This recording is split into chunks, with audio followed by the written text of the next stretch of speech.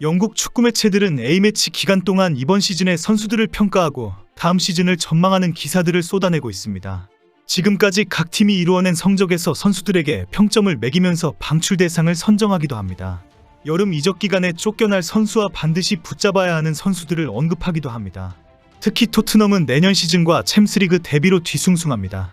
선수들을 냉정하게 평가하면서 살생부까지 돌아다니고 있습니다. 반드시 붙잡아야 하는 선수들의 명단과 평가 순위까지 공개되고 있습니다. 손흥민은 명실상부한 리더이며 핵심이다라는 평가가 이어지고 있습니다. 많은 선수들이 10점 만점의 낙제점을 받고 있는 와중에 손흥민은 9점으로 팀 내 두 번째로 높은 평가를 받았습니다. 10점 만점을 받은 선수는 딱 한 명인데 그 누구도 이의를 제기하지 못할 정도의 활약을 보여주었다고 인정받았습니다.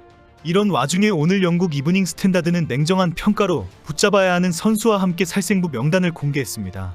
손흥민은 무조건 붙잡아야 하는 선수라고 강조했습니다.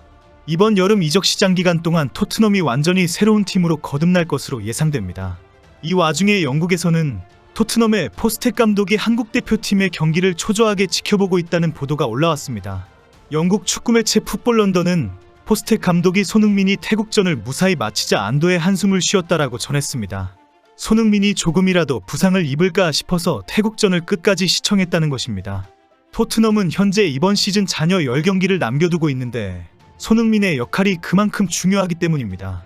포스텍 감독은 한국 대표팀의 태국 원정 경기를 무사히 마치고 돌아오기를 학수고대하고 있습니다. 1대1 무승부 경기를 한 태국이 거친 경기로 한국을 잡겠다고 나오고 있기 때문입니다.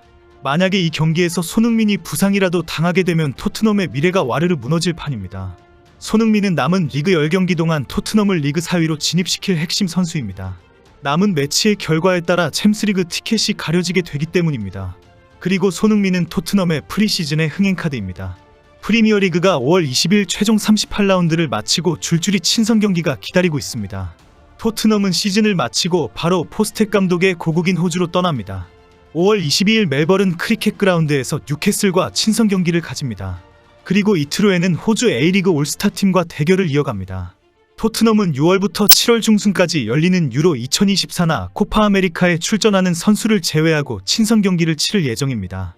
7월 중순 스코틀랜드에서 친선 경기를 치르고 토트넘은 아시아 투어를 나설 예정입니다. 한국에서 쿠팡 플레이 시리즈 토너먼트 2경기를 치를 것으로 예정입니다. 토트넘의 첫 번째 경기는 7월 28일 팀 K리그와의 친선전, 두 번째 경기는 8월 2일 바이에른 뮌헨전이라고 예고되어 있습니다. 이 모든 경기의 슈퍼스타는 손흥민입니다. 만약에 손흥민이 부상을 입어 출전이 어려워지게 되면 흥행은 물 건너갈 뿐 아니라 엄청난 후폭풍이 몰아칠 상황입니다. 경기 외에도 기자회견과 마케팅 행사에도 참가해야 하는 손흥민입니다. 결국 포스텍 감독이 21일과 26일 태국전을 조마조마하게 지켜볼 수밖에 없는 상황입니다. 풋볼 런던의 토트넘 전담 기자인 알레스 데어골드는 이번 시즌 선수들의 활약을 평가했습니다. 지난 시즌 리그 8위의 충격에서 이제 리그 4위 진입과 챔스리그 진출의 성과를 확인하는 것입니다. 골드 기자는 골키퍼 비카리오를 10점 만점으로 평가하면 더 이상 새로운 것을 요구할 수 없을 정도이다라고 극찬했습니다.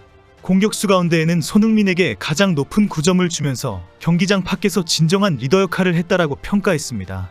골드 기자는 손흥민은 프리미어리그 25경기에서 14골 8도움을 기록했고 한국 대표로 7골 3도움을 추가했다라고 하면서 32개의 공격 포인트를 달성한 최고의 골게터이다라고 평가했습니다. 오늘 영국 이브닝 스탠다드는 토트넘의 스쿼드를 싹 개편해야 한다라면서 꼭 붙잡아야 하는 선수로 손흥민을 지목했습니다. 그리고 누가 떠나야 하고 누가 남아야 하는지를 평가했습니다.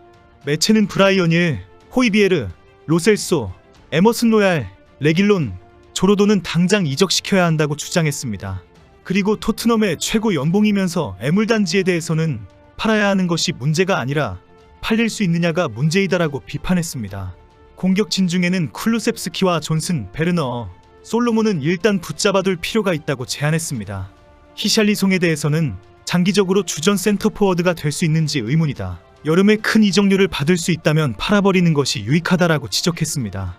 미드필더 등 중원을 책임지고 있는 선수 중에는 비수마와 벤탄쿠르, 사르는 일단 유지시켜야 한다고 의견을 냈습니다. 최근 아쉬운 경기력을 보여주고 있는 비수마는 좀 더 기회를 줄 필요가 있다고 평가했고 벤탄쿠르와 사르에 대해서는 매력적인 선수들이다라고 칭찬했습니다.